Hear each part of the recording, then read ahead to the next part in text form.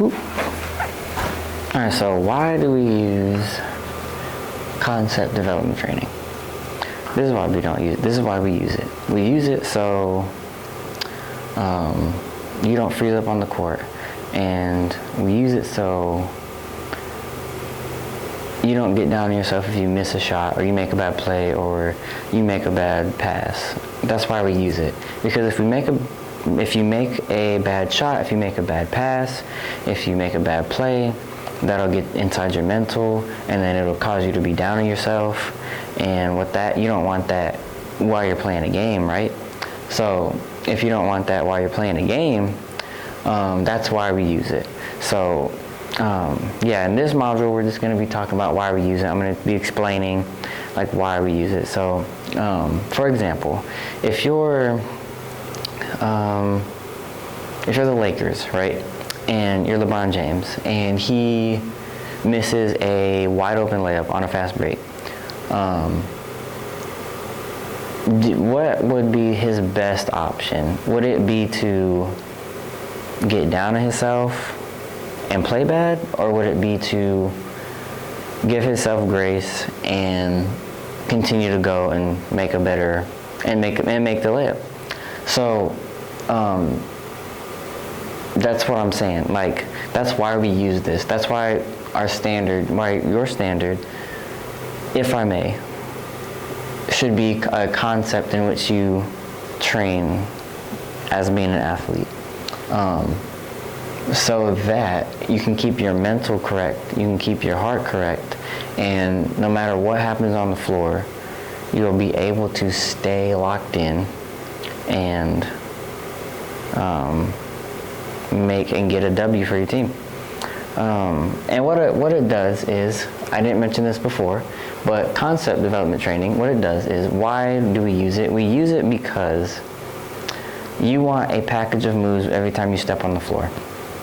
So you want a package of moves every time you step on the court, because a lot of times athletes, and you guys don't know what to do, and for example, let's take Jason Tatum, because he's really good at this.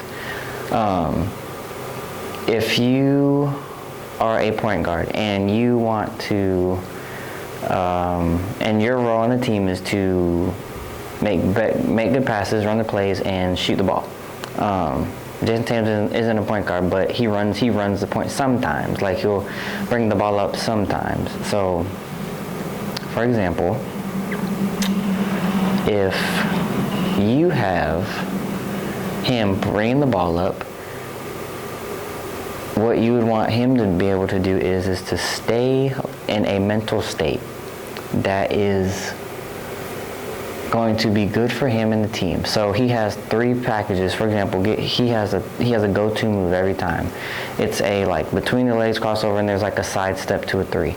So if you're on the top of the key and you have let's say you have a side step, a between the legs behind the back, side step to a 3. That's 3 moves, and that's every time. Let's say the situation is it's an ISO.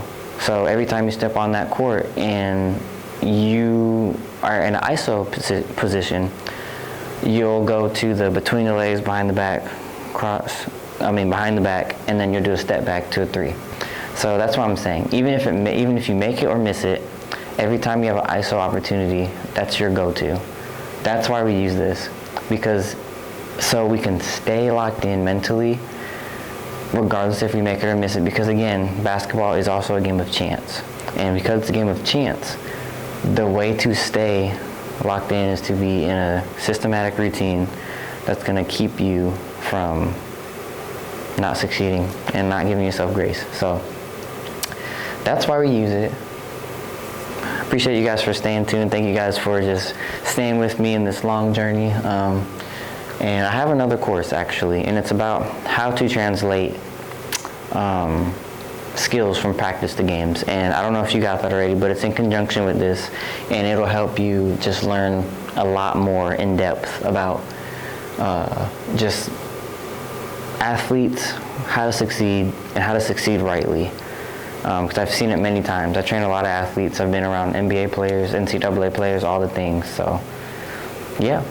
this is something that they use, and this is something that a lot of high-level athletes use, so I encourage you to use it. I appreciate you guys.